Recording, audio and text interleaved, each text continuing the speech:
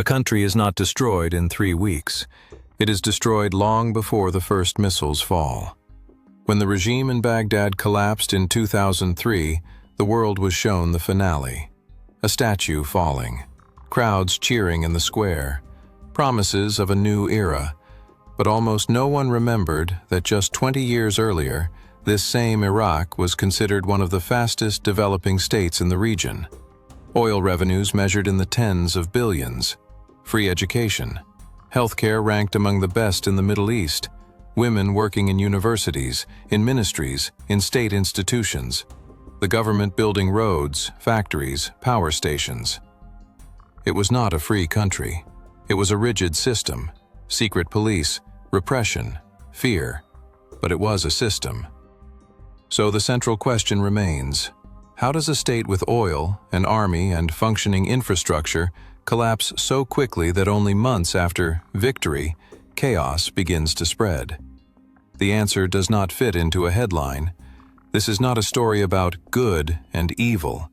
It is a story about decisions, about fear after September 11th, about weapons that were never found, about sanctions that weakened a country for years, about a regime built on control and force, and about the moment when leaders in Washington decided that the risk of doing nothing was greater than the risk of invasion. The regime did fall, but with it, the state structure disappeared. In this video, we will examine what Iraq looked like before the war, how it modernized and repressed at the same time, how sanctions reshaped the country from within, and why, in 2003, a decision was made that would permanently alter the Middle East. In the early 1970s, Iraq was a very different country. It was not yet associated with wars or sanctions. It was associated with oil and with ambition. In 1972, the government nationalizes the oil industry. Until then, major fields had been controlled by foreign companies. Now the revenue stays inside the country. A year later, the global energy crisis drives oil prices sharply upward. Income surges. Iraq begins receiving tens of billions of dollars. By the end of the decade, foreign currency reserves exceed 30 billion. The Iraqi dinar becomes one of the strongest currencies in the region. And the money does not sit idle.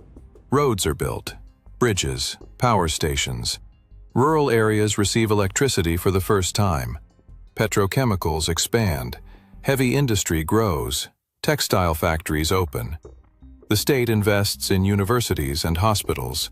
Literacy rises rapidly. Primary education becomes mandatory. Healthcare is made free. By the late 1970s, Iraq's medical system is considered among the best in the Middle East. Women gain access to higher education and positions in the civil service. A temporary constitution formalizes equality under the law. In the cities, a new middle class emerges: engineers, professors, doctors, civil servants. This is no longer an agrarian society. It is a state building itself as a regional power. But this modernization has a foundation, and that foundation is control. The Ba'ath Party does not allow political competition. Opposition is suppressed. Security services become part of everyday life. The state builds schools and hospitals, and at the same time, it builds a system of fear. On one side, a social contract, stability, development, employment. On the other, absolute loyalty. At the center of this system, one man gradually rises: Saddam Hussein. In the 1970s, he is not yet president, but he oversees the nationalization of oil. He controls the security apparatus, and step by step, he concentrates power. When he formally assumes leadership in 1979, the state machine is already fully constructed. By that point, Iraq is wealthy, centralized, armed, and deeply authoritarian. And this duality, development and repression, will define its future. Because a system built on fear can be efficient, but it is also vulnerable.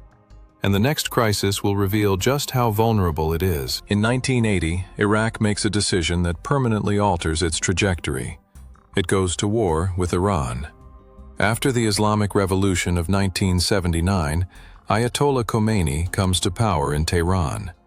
For the secular Ba'athist regime in Baghdad, this looks like a direct threat: ideological, religious, geopolitical.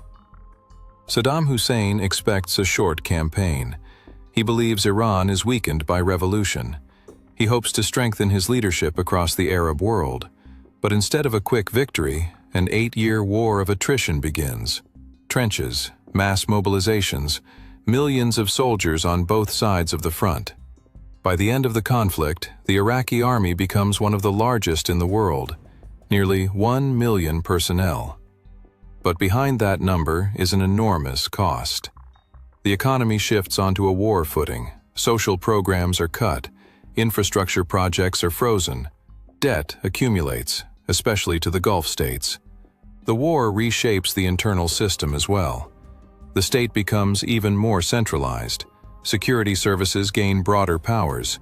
Any criticism is treated as betrayal. It is during this period that repression intensifies against the Kurdish population in the north. The culmination comes in 1988, a chemical attack on Halabja, an episode that will permanently brand the regime with a reputation for brutality. In 1988, the war ends without a clear victor. Iraq is not defeated. The army remains intact. The regime survives. But the country emerges exhausted. Debts reach tens of billions of dollars. Oil revenues no longer cover expenses. The social contract begins to crack.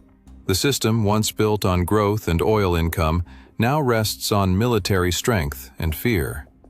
And at this moment, another crisis begins to take shape, one that will prove decisive. Because economically weakened but still heavily armed, Iraq makes a decision that will bring an international coalition against it, and a war that will no longer be regional. By 1990, Iraq formally emerges from the war with Iran without defeat. The army is massive, weapons are plentiful, the regime survives. But the economy is shattered. Debts to the Gulf states reach roughly $37 billion. Oil, the country's only major source of income, is falling in price. Every dollar drop per barrel means billions lost from the national budget. Saddam Hussein accuses Kuwait of two things. First, exceeding OPEC quotas, driving global oil prices down. Second, illegally extracting oil from the Rumaila field near the border. But this is not only about economics. There are territorial claims and a desire to project strength. On August 2, 1990, Iraqi forces enter Kuwait. The operation is swift. Kuwait is occupied. Saddam declares it Iraq's 19th province. He expects a limited reaction, an Arab compromise, prolonged negotiations. The reaction is very different. The United States forms an international coalition. 34 countries support the operation. In January 1991, a campaign begins that signals a new era of warfare. Airstrikes continue for 38 days. Precision-guided weapons, satellite navigation, total air superiority. Not only military targets are destroyed, power plants, bridges, oil refineries, water treatment systems. The country falls into darkness. The ground campaign lasts just 100 hours. The Iraqi army is crushed, thousands of tanks destroyed. But the deeper damage is to infrastructure. And yet, the coalition does not march on Baghdad. George H.W. Bush chooses not to remove the regime. The reasons are pragmatic. No United Nations mandate to overthrow the government, risk of state collapse, fear of strengthening Iran, reluctance to become an occupying power. The regime remains. But the country is no longer the same. In the spring of 1991, a Shiite uprising erupts in the south, a Kurdish uprising in the north. Saddam suppresses both brutally. Tens of thousands are killed. At the same time, United Nations sanctions are imposed. And from this moment, Iraq enters a period that slowly, methodically erodes the state. In the 1970s, the country expanded. In the 1980s, it fought. In 1991, it fractures. Now the regime faces a new challenge: survival in isolation.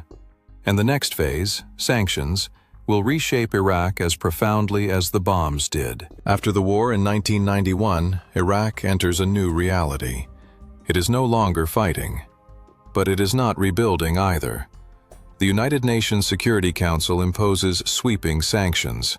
The stated goal: to force the regime to abandon programs related to weapons of mass destruction. Formally, the sanctions target the government. In practice, they paralyze the country's entire economy. Oil exports are sharply restricted. Imports of machinery and equipment are blocked. Even medical supplies must pass through complex approval systems. Infrastructure damaged in 1991 cannot be fully repaired. Power plants operate intermittently. Water treatment systems function only partially. Factories stand idle. Inflation spirals. The middle class disappears. Savings lose their value. In the mid-1990s, a new mechanism is introduced: the Oil for Food program. Iraq is allowed to sell limited quantities of oil, but the revenue does not go directly to the government. It is placed in accounts controlled by the United Nations. Funds are divided, most allocated to humanitarian goods, a portion to a compensation fund for Kuwait, a portion to administrative costs. The program eases some pressure, but it does not return Iraq to the level it had in the 1980s. One of the most controversial issues becomes child mortality statistics. In 1999, UNICEF publishes estimates suggesting that hundreds of thousands of children may have died during the sanctions years. The numbers become political ammunition. Later researchers question the data, pointing to possible manipulation by the regime. But one fact remains: living standards in the 1990s decline sharply. The state survives, but it no longer develops. In this environment, a new dynamic takes shape. On one side, the regime remains in power. It adapts, strengthens internal control, redistributes resources toward loyal networks. On the other, society grows poorer, more dependent, more fragile. Sanctions do not remove the leadership, but they erode the system. At the same time, tensions with the United Nations continue. Weapons inspections become a constant source of confrontation. And here, in the dispute over weapons of mass destruction, a chain of events begins that will, years later, lead to the decision to invade. Because by the end of the 1990s, the question changes.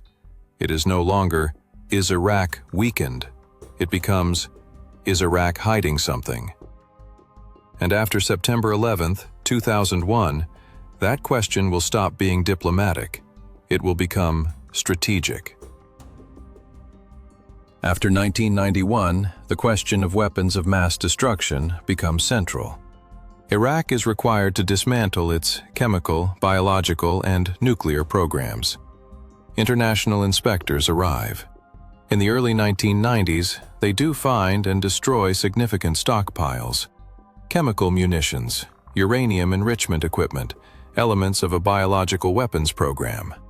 It becomes clear that Iraq had concealed parts of its development. In 1995, Baghdad admits the existence of an offensive biological program, but only after the defection of Saddam's son-in-law, Hussein Kamal. Trust in the regime collapses further. By the late 1990s, the situation grows more complicated. Inspectors face repeated obstruction. Access to sites is restricted. A pattern of delay and denial emerges. In 1998, inspections halt entirely. The United States and the United Kingdom launch airstrikes in an operation known as Desert Fox. From that moment, a period of uncertainty begins. For 4 years, Iraq remains without active inspections, and that gap will later become the foundation of suspicion. After September 11, 2001, the atmosphere changes. In Washington, the reasoning shifts. If terrorist networks can strike the United States, What happens if a regime that once used chemical weapons shares technology with radical groups? In January 2002, George W. Bush places Iraq in the axis of evil. The concept of a preemptive strike enters official doctrine. Inspectors return in 2002 under UN MOVIC. Hans Blix reports that there is no direct evidence of a reconstituted nuclear program. Mohammed El-Baradei, head of the IAEA, states that documents alleging uranium purchases from Niger are forged. But in Washington, other assessments circulate. The CIA reports that Iraq is acquiring aluminum tubes for centrifuges. Claims emerge about mobile biological laboratories. A British dossier suggests weapons could be deployed within 45 minutes. Later, much of this intelligence will be traced back to a single source, an Iraqi defector known as Curveball. But in 2002 and early 2003, the picture looks different. The intelligence appears credible, and fear, after 9/11, magnifies the perception of threat. The question no longer sounds hypothetical. It sounds like a risk that cannot be ignored. And here, the decisive shift occurs. The debate stops being about whether weapons exist. It becomes about whether the world can afford to wait. And in that moment, a decision is made that will change everything. By early 2003, the situation looks like this. Inspectors are working. They find no evidence of an active nuclear weapons program. But they also cannot confirm that everything has been permanently dismantled. The U.S. intelligence community maintains its position. The risk remains. Inside the administration, debates intensify. Some argue inspections should continue. Others insist there is no more time. In February 2003, Colin Powell addresses the United Nations Security Council. He presents diagrams of mobile laboratories, speaks of intercepted communications, holds up a small vial, a symbol of potential biological threat. The speech has impact, but it does not convince everyone. France, Germany, Russia, they demand inspections continue. There is no consensus in the Security Council for a new resolution authorizing force. Across the world, millions protest. Rome, London, Madrid, New York. The streets fill. But in Washington, the decision is nearly formed. The argument is simple. After September 11th, the United States cannot afford to make a mistake in the opposite direction. If the threat exists, waiting is too dangerous. If it does not, invasion removes the potential risk anyway. This is the logic of preventive war. Congress authorizes the use of force. A coalition forms, the United Kingdom, Australia, Poland, and several others. Military planning centers on a concept: shock and awe, rapid dominance, paralyzed command structures, swift regime collapse. The Pentagon expects a short campaign. The assumption is clear. Once the regime falls, state institutions will continue to function. And here lies the central miscalculation, an underestimation of what comes after. A State Department project, Future of Iraq, warns about the risk of chaos and institutional collapse. But post-war planning remains secondary. Then comes the moment when diplomacy ends. On March 20, 2003, the invasion begins. The operation moves quickly. Baghdad falls in 3 weeks. The regime disappears with little organized resistance. The world sees the finale. But this is where the uncalculated phase begins. The army is dissolved. Debathification is implemented. Hundreds of thousands of armed men are stripped of status and salary. The state is not reformed. It is dismantled. And the question we asked at the beginning returns with greater force. The regime was authoritarian. It committed crimes. It deceived inspectors. But did that mean the destruction of the entire state structure was the only option? The answer will become clear in the next chapter. Because the war ended quickly, the chaos was only beginning.